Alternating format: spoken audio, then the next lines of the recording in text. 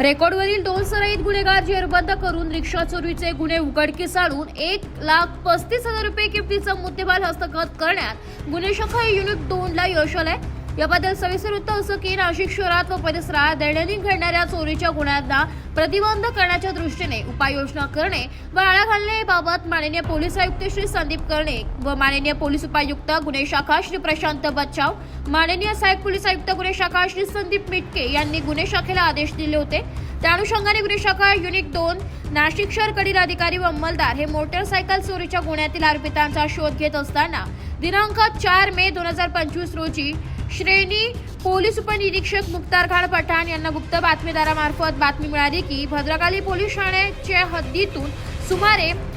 10 महिन्यापूर्वी मोदकेश्वर मंदिराजवळून चोरी झालेली रिक्षा ही अजीजुद्दीन रहमान मुहम्मद अकील, मुस्ताक शहा, शिराज शहा यांनी चोरलेली असून ते रमजानपुरा मालेगाव येथे राहत असून त्याच परिसरात आहे अशी माहिती मिळाल्यावरून सदरची बातमी सहाय्यक पोलीस निरीक्षक हेमंत तोडकर प्रभारी यांना कळविली असता त्यांनी नमूद पोलीस पथकास मार्गदर्शन करून बातमीची खात्री करून कायदेशीर कारवाई करण्याचे आदेशित केल्याने गुन्हे शाखा युनिट 2 कडील श्रेणी पोलीस उपनिरीक्षक मुख्तार खान पठाण, सहाय्यक पोलीस उपनिरीक्षक गुलाब सोनार, पोलीस हवालदार वाल्मिक चव्हाण, मनोज परदेशी, अतुल पाटील अशांचे पथक लागलीच रवाना करून त्यांनी सना गॅरेजच्या बाजूला मालेगाव जिल्हा नाशिक येथे सापळा लावून रिक्षामधील 2 इसमांना ताब्यात घेऊन त्यांना त्यांचे नाव गाव विचारता त्यांनी त्यांचे नाव अजीजुद्दीन रहमान मुहम्मद अकील, वर्ष 24, राहणार रमजानपुरा, संजय चौक मालेगाव जिल्हा नाशिक, मुस्ताक शाह शिराज शहा, वर्ष 20, राहणार रमजानपुरा मामाची हॉटेल जवळ,